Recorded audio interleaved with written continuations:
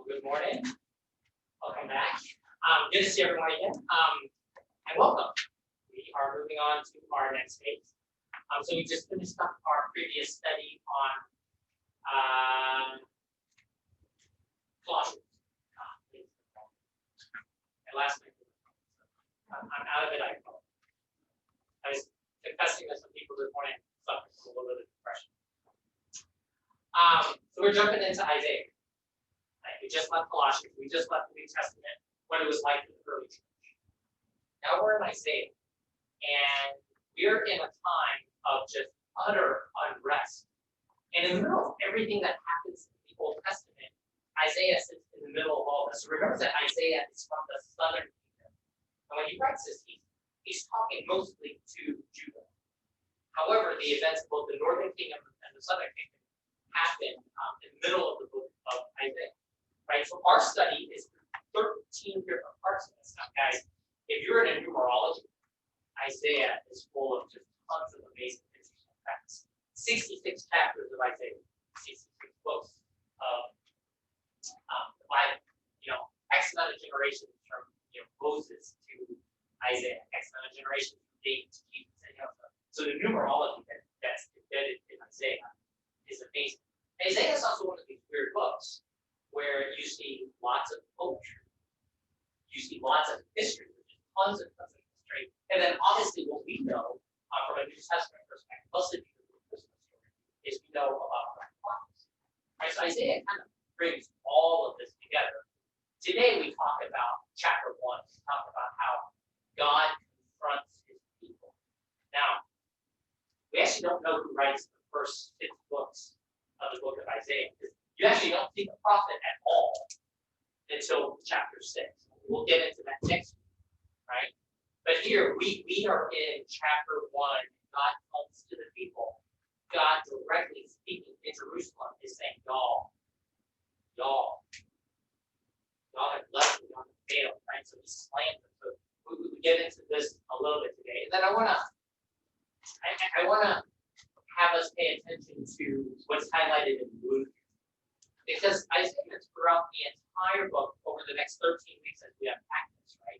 So we will start here, and by the time the 13th week happens,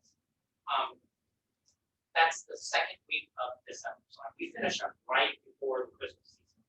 So we'll be finishing up in the middle of Advent. But it's back and forth all throughout the book of Isaiah on condemnation and then comfort, right? He calls them out and he gives them hope, right? And then we'll see a little bit of that in today's study as well. So here's our time, right? We know that the Old Testament happens and all of this occurs.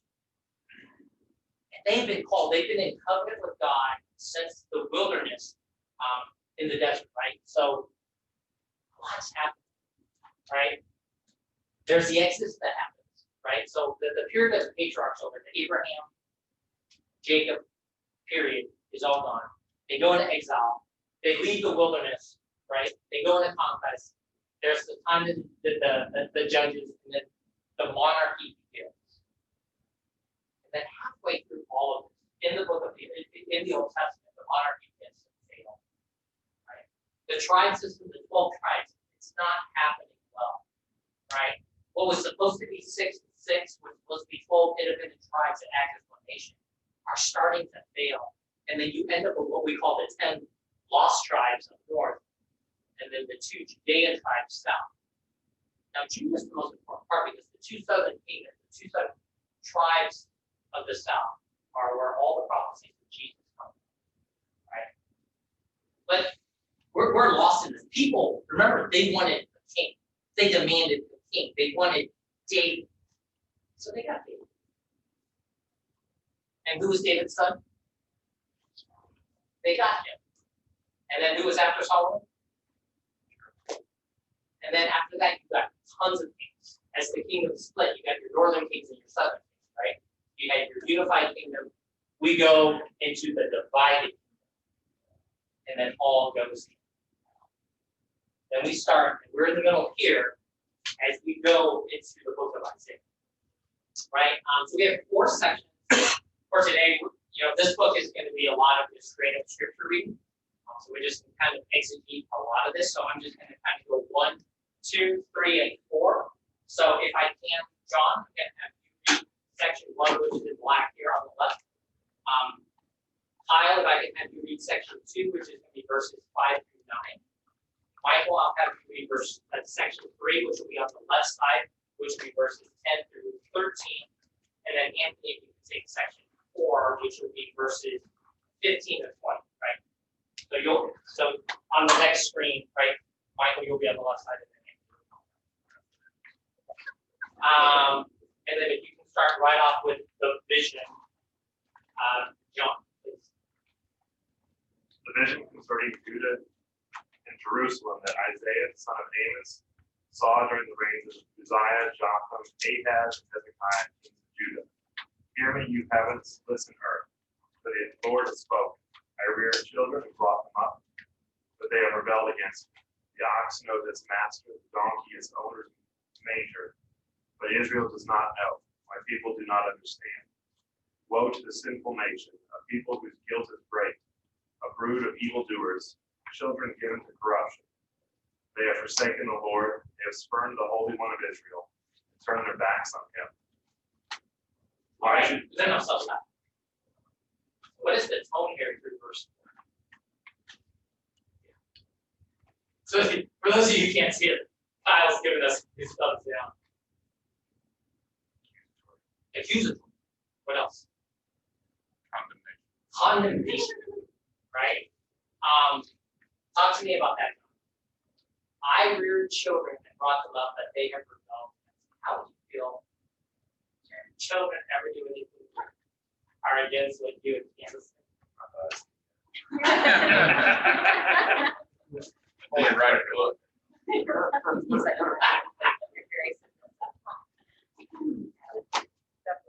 This funny, we had a situation yesterday, and we're out playing errands, and then we come back, and I just had this entire conversation. And we're like, time out in your room, and it's like, no, she can play with toys. so I'm like, time out, go to the laundry room. She sat there and she was like, this is satisfying, because she's watching the laundry room. She got it. This is satisfying. I was like, nothing would. But I say those things just to. Luckily, somebody was bringing a Sonic, and so I said, yes, you can bring all of the Sonic except for the. That got her. Sit there and watch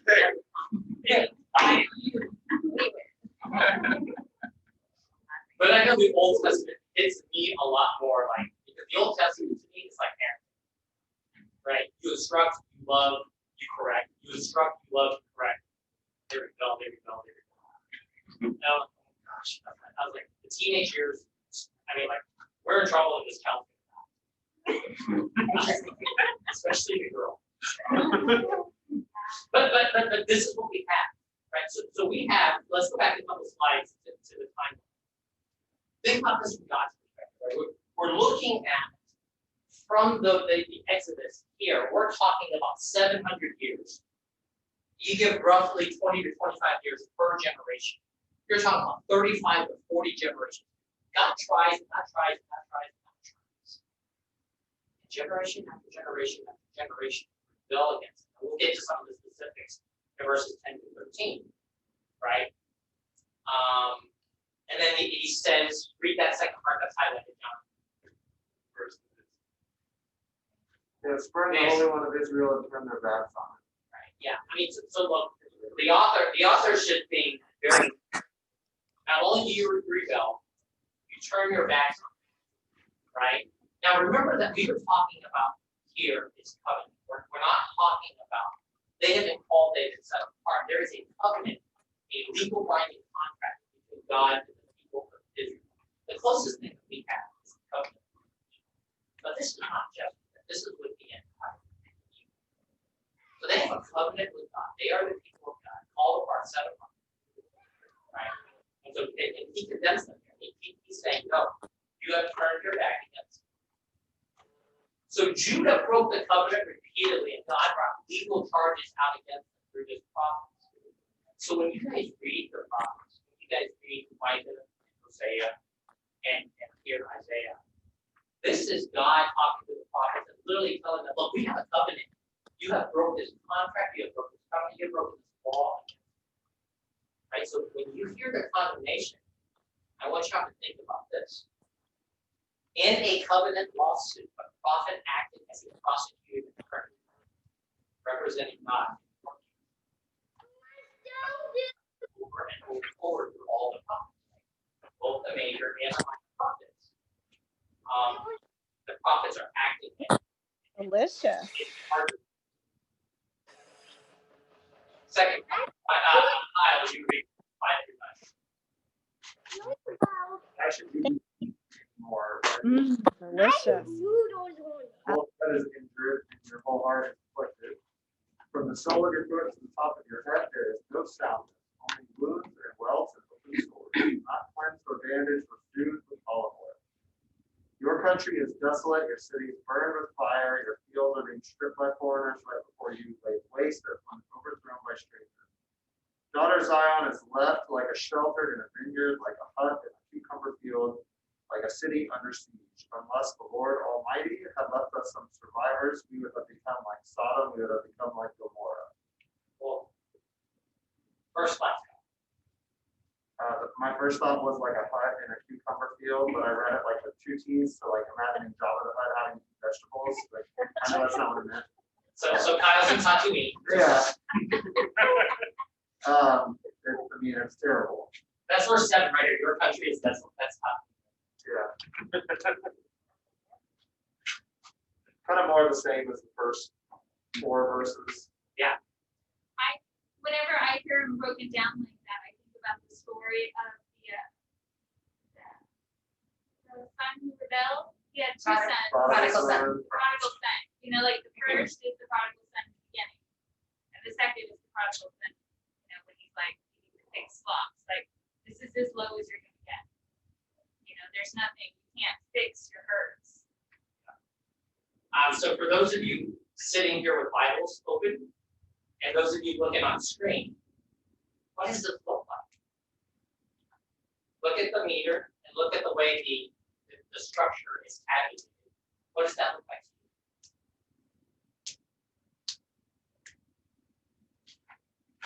It looks like a poem, doesn't it? Right, so here this is actually poetry and prose. And in the Hebrew, there's a rhyme and a meter, right? So they are sharing this with the people in rhyme and meter. It's the poetry part of the book of Isaiah, right? And right, literally saying, can you repeat that in verse 75? Your country is desolate, your cities burned with fire, your fields are being stripped by foreigners right before you, laid waste as when overthrown by strangers. Okay, so first off, this is a charge against their leadership and their king. Right? You've let your country totally taken over. It's being taken over by foreigners. Your cities are being burned. Right? Guys, this is a mess. Right? And literally, he says, unless the Lord intervenes, this is going to be like wasted like Sodom and Gomorrah. Right? Back and forth and back and forth. But what we show here is that concept again, that there is judgment, and Isaiah is balancing, the author, whoever wrote the first 6 chapters, is balancing judgment with promise. So judgment right here in verse 7, right? And promise. Right? So that doesn't seem hopeful, but in the poetry, that's hopeful. This is the promise, because unless the Lord intervenes, this is our foreshadowing. Right? And then we know the Sunday school answer. How does the Lord intervene eventually? Jesus. Right? I can always count on top of that. But at that time, they didn't know that promise is going to be. Right. Let's keep going. Verses 10 through 14. Mike.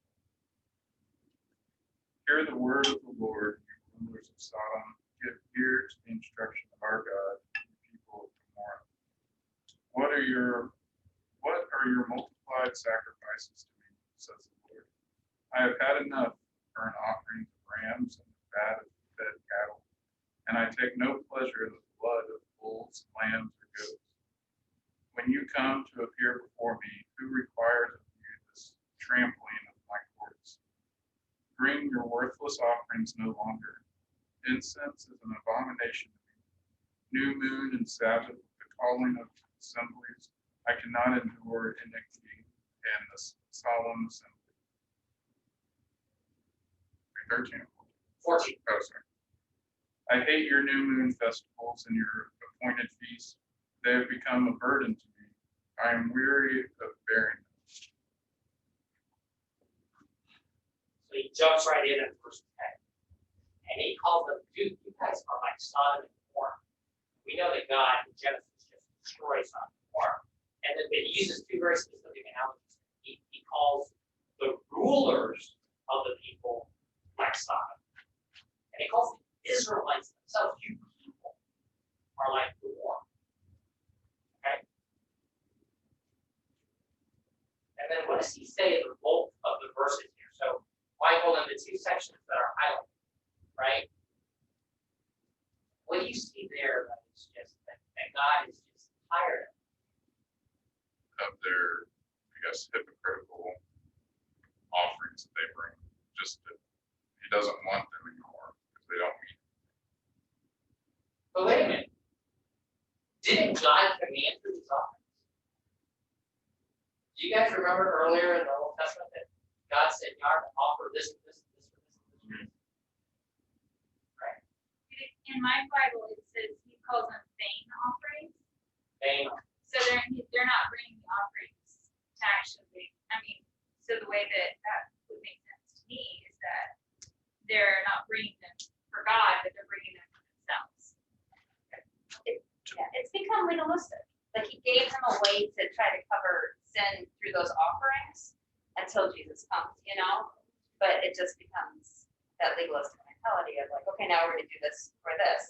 And we did the same thing, like it's lost the purpose of why he gave it in the first place. Like continuing to sin purposely after you've already accepted Jesus. Yeah. It reminds me of King Saul went to the prophet and said, hey, should I go attack these people? And the prophet said no. So then he attacked them anyway, and took all the stuff and offered it up to God. And when Samuel came to confront him, he said, hey, I've offered all this stuff. And Samuel replies and says, to obey is better than sacrifice, and to hearken than the blood of rams. And the fact that they're offering all this stuff, they're going out and they're deliberately sinning. They know they're doing this intentionally. It's willful disobedience, willful rebellion. And then, we'll just offer a sacrifice to cover it and everything will be good. And no, that's not the way that works. Andrew? Ryan? Anything? What do y'all think about? Yeah, it looks like those. They're not thinking. Okay, well, they're not further over here, so that's the church life body. This is not my hotspot.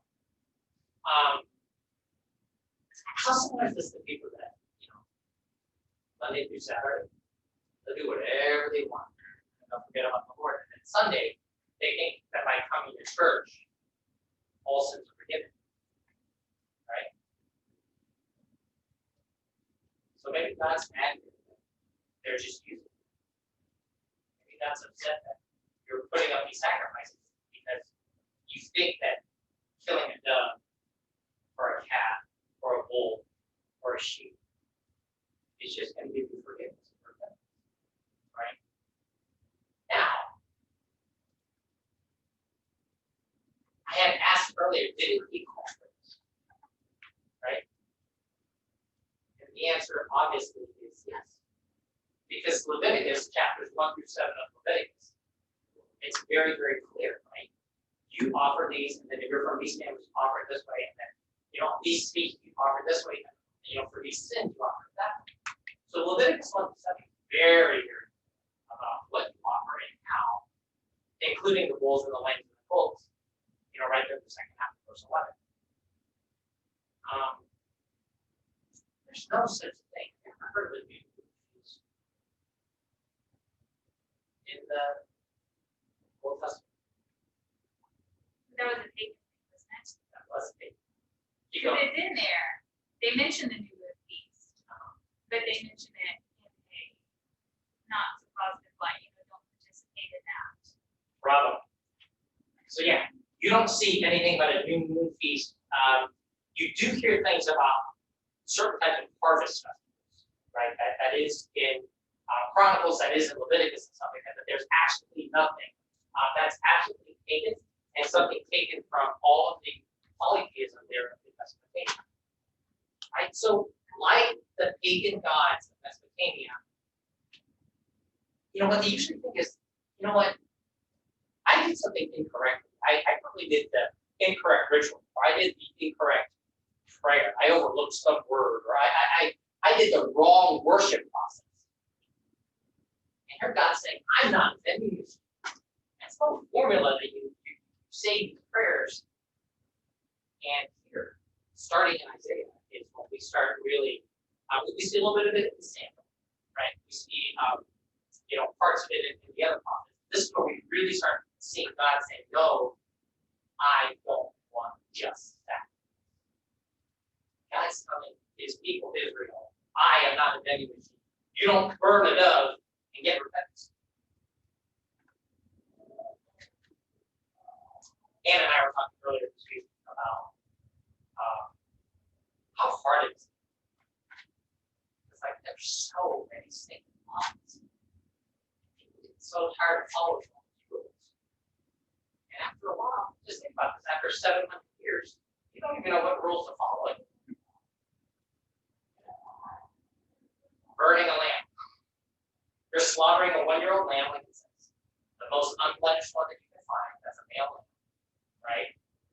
You're going to cut it, you're going to kill it. There's a whole mechanism of how you kill it. Take off the fur and burn it whole in a fire, right? And there's just so many laws, so many rules, so many rituals. Like, how do you know? And think about what was happening at the time. Oh, there's intermarriage. You marry a pagan this, and you marry a Samaritan that. This person comes in right here, and then they bring in their rituals. After 700 years, after 35, 40 generations, how much of what we do is truly from Leviticus, and how much of what we do is just kind of been picked up along the way through all of the truth? I mean, you could say that about church too. How much of what we do is, John Burke would always talk about this, like how much of what we do is tradition versus like doctrine. Well, it's like all of the rules. Like back then, the whole point was for God to say, you can't follow all the rules. You are not capable of doing this. I equated it, and I told some people, but like when we were talking about this, it's even like what's going on in the world today. Like stand this far apart from somebody, wear this, do this, don't sing longer than this, don't do this. And the rules have gotten more and more and more and more to combat what's going on in the world. And nobody even knows what the rules are anymore, and nobody knows exactly what to do.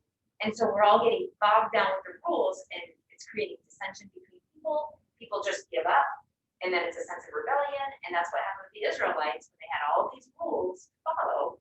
They started to rebel, and they're just like, and then God's like, the whole point is that you can't follow all of these rules. We are not capable of doing that. So then you start to rebel and you give up, and that's why he sent Jesus to let go of that. I had a conversation with my brother the other day. He was just like, I gotta fix this and I gotta fix this, and all these things. And I'm like, just love God, just focus on loving God and what God has.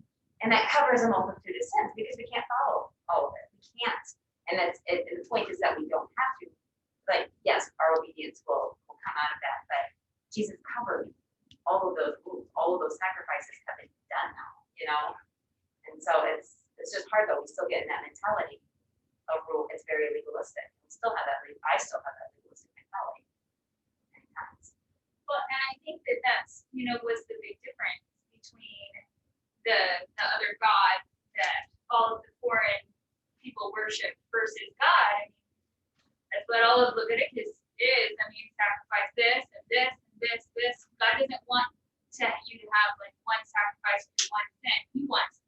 all of you. And so it sounds like they're just trying to cover like individual sins and get what they want. You know, like when Jesus went into the temple and people were just like selling things, you know, it's to cover just like one little bitty piece of your life, but you've got a closet full of things hidden from the Lord. And God wants all of them. He doesn't just want this or that. Does that make sense? Whereas the other gods at the time, the other, you know, pagan gods, you know, you could just come to them whenever you needed them. Heresies. Grandparents. Your thoughts on all these rule following and all these sacrifices? I think it's a hard balance, right? Because we've got rules, we've got relationship, and then we've got works, right? So, you know, I think number one is relationship, but there are things that we are to bear fruit from that. And we need to recognize that we won't be perfect by design. Right, Mary?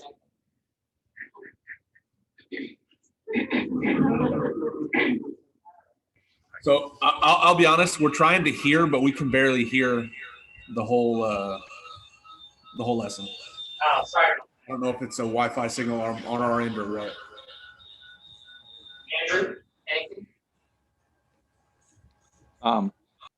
I oftentimes find myself wandering into legalism territory, just because rules are sometimes nice to have everything laid out, but I guess that's more in a day-to-day life, like Hannah was talking about, rather than necessarily with God, but it certainly spills over there too. Yeah, it's hard. And you start doing things for so long. You start asking yourself, why am I doing this? I'm doing this because I'm always going to do this, or my parents are doing this. This is what I was taught in, you know, temple or synagogue. So they've lost their way, right? At the very beginning of this scroll, right, in Isaiah 1, they're being chastised for a combination of their rebellion, as well as worthless sacrifice. So we find ourselves here now in verse 15. Anthony, you can take us from verses 15 all the way to the end of verse 20. And when ye spread forth your hands, I will hide mine eyes from you. Yea, when ye make many prayers, I will not hear. Your hands are full of blood. Wash you, make you clean. Put away the evil of your doings from before mine eyes. Cease to do evil. Learn to do well. Seek judgment. Relieve the oppressed. Judge the fatherless. Plead for the widow. Come now, and let us reason together, saith the Lord. Though your sins be as scarlet, they shall be as white as snow. Though they be red like crimson, they shall be as wool. If ye be willing and obedient, ye shall eat the good of the land. But if ye refuse and rebel, ye shall be devoured with the sword, for the mouth of the Lord hath spoken it. All right. Here's our reaction. It's pretty straightforward. Yeah. These are the things you need to do. You need to be willing and obedient, or you can refuse and rebel. There are consequences laid out for whichever course you choose. And it gives them a formula, right? If you look right there in verse 16, there is a formula for how you are supposed to not do this ritualistic, right? What does he say in verse 16? Wash you, make you clean. Put away the evil of your doings from before mine eyes. Cease to do evil. Yeah. Wash, cleanse, remove, stop. Right? It's very clear to the people, right? And then in 17, it moves on to positive. Do these good things instead. Do well, seek judgment, relieve the oppressed, judge the fatherless, plead for the widow. Yeah, and what version do you have? King James. You have King James, so yours says seek judgment. I like this is the NRSV, and here on the screen, right, the NRSV say seek justice. I like that.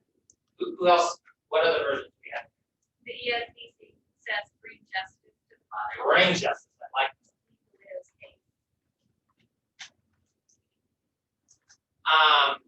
And our memory verse for this week that we'll send out, right, is verse 18, right? We know it as the Christmas verse, right? We know it as the promise, right? Though your skins are scarlet, they shall be made white as snow. And though they are red as crimson, they shall be made like wool. Sin. I apologize for Native Americans.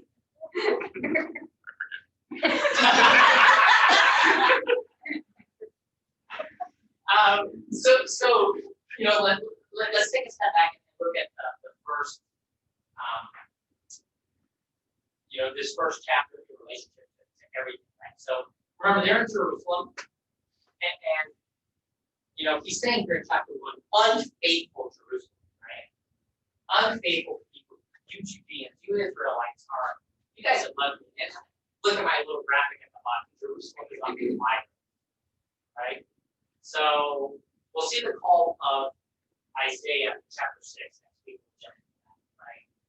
But I want you to think throughout this entire timeline, we're going to go, and we're going to follow Isaiah on the journey of literally the next 50, 60 years of the southern kingdom of the Judeans, right? So we're going to walk through the crisis in Assyria, and then we're going to walk through the exile of Babylon, right?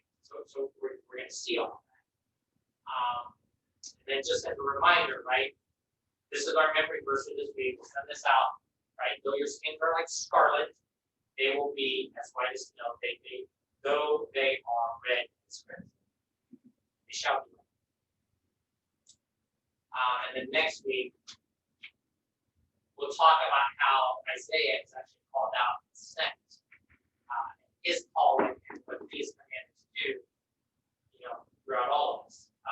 Chapters 2 through 5, a bit of the same, right? Read it this week before we get to chapter 6 next week. But 2 through 5, it's a whole bunch more of that concept as you read it. Think of what he is trying to do there between failure, opportunity, right? And just like our picture earlier, when we talked about that scale, think of that dichotomy that he's writing about in the first 6 chapters. Here's judgment, here's promise, right? Very similar to what we just did here. Here's how you do it. Here's the judgment, verse 15, and then verse 16. Here's how you overcome. Right? So, you know, it's a common theme for all of them. Michelle. I remember the announcement that I was missing. It's the D group meeting this afternoon for today's meeting for the men who are interested in participating in discipleship groups. And so it's at 5 o'clock at the dwelling. Pizza will be served. There's men that want to lead groups, so you just want to, it's what it is, 4 to 5 men meeting, going through, just diving into the Bible, getting to know relationships, just building up disciples. Kind of as you participate in the D group, the idea is then to lead a group later on, not necessarily, you're not committing to next year to lead a group, but that's the idea, is just to go in more depth with a small group of guys as that opens out. So it's one of Doyle's big things that he's pushing big time. So let me know if you have any questions. That's what I knew there was something. Okay. We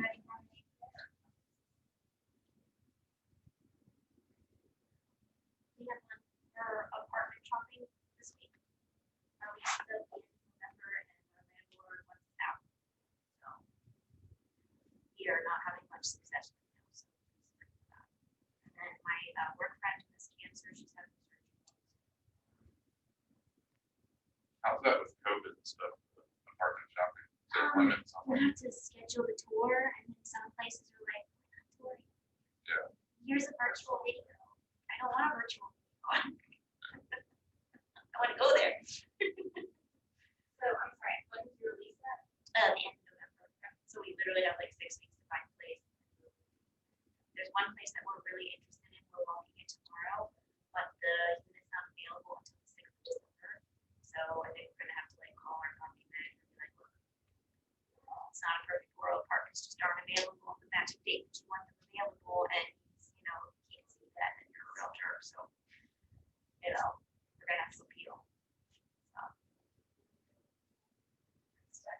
place.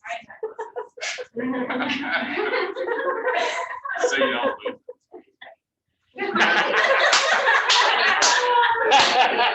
Okay, who else? We have a silly, I'm gonna say silly because it's fine, it'll be fine. But we're transitioning Corbin into the big boy bed this weekend, and he's wild and likes to fly off furniture, so we're just kind of like crossing our fingers that he'll be. She's much more worried than I am. He flies off furniture, so. So did I turned out fine. Really? In the moisture room. No. We're getting Connor new furniture for his birthday, so he's getting like a bigger bed and everything else to put in, so.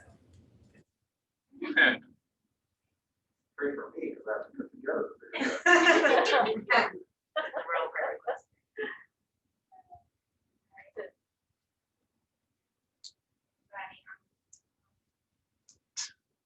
My mom got to the ER last night. We don't really know why. She started running with fever and vomiting. Well, she caught it from my sister's kids. They were running with fever and vomiting. And I think when parents are just a little nervous, but 2 years ago she caught pneumonia, just like about died. So I think they were pretty quick to run to the ER this time versus waiting at home for 2 months. With a fever. They were a little slow. They were a little slow last time. So they don't really know what's wrong with her. She's home now, yeah, they found some sort of bacteria in her. They pumped her full of antibiotics and sent her home.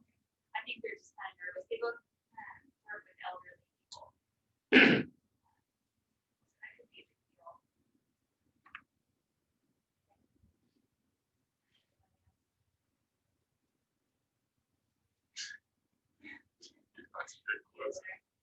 Okay, we do have one more announcement before I close this prayer. Michael and I are sitting down as directors. So, but don't fear, because I found you the best replacement. Ryan Warner's are taking over for us, starting, I guess, officially in 2 weeks, but they're out of town. So, we're not dropping off the face of the plan or anything. We'll pop it and stuff. I'm gonna be helping the treasurer some more and helping it. And Michael doesn't know what he's doing. He might be here all the time. But so I thought for a while and we felt like Lauren and Ryan were the best ones because they're all. So anyway, that's it. We're excited for them.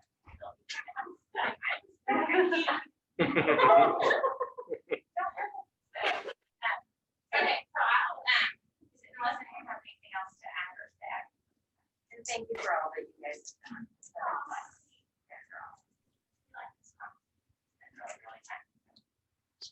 I'm sorry, I can't really hear, but you know, we have so appreciated having y'all as directors and just wanted to say thank you. And that we look forward to you guys staying around. Yeah. Harris's or Andrew or Bradbury's, do you guys have any prayer requests? We're in the final 2 weeks. Just you know, Stephanie's going into quarantine, and she gets tested the Friday before. So just pray that that test is negative and that quarantine, you know, works out. She's still got to work. She's still got to moderate some lectures and things like that. And But write some curriculum, so that way I don't have to waste my maternity leave under quarantine. But also, I still haven't heard anything else about my work. So right now I'm just in work limbo until probably the last week of maternity leave. So that's not really fun for me.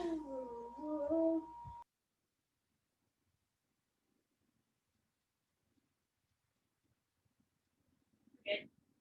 Everyone good?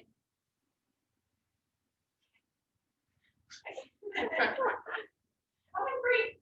All right, I'm gonna close that. Heavenly Father, thank you so much for this class, for the people that are here and are at home and are just joining us today. We're just so thankful for this group and this community that's been built and just continues to grow. That learns about you and challenges each other, supports each other, and it's just such a special place. We're thankful for that. Just ask that this week you give that you give us opportunities to be more like you and to be examples to you and to just let people know that how great you are and how a life following you is the life that they should choose. Thank you for Jesus. Thank you that he forgives us and he shows us grace and that he continually comes back and pursues us even when we are weak. So we're just thankful for that and for that love and that grace and that mercy. Be with us this week, keep us safe, keep us healthy. Be with the babies that are going to join us soon. Just bring us back safely next week together. In your son's name. Amen.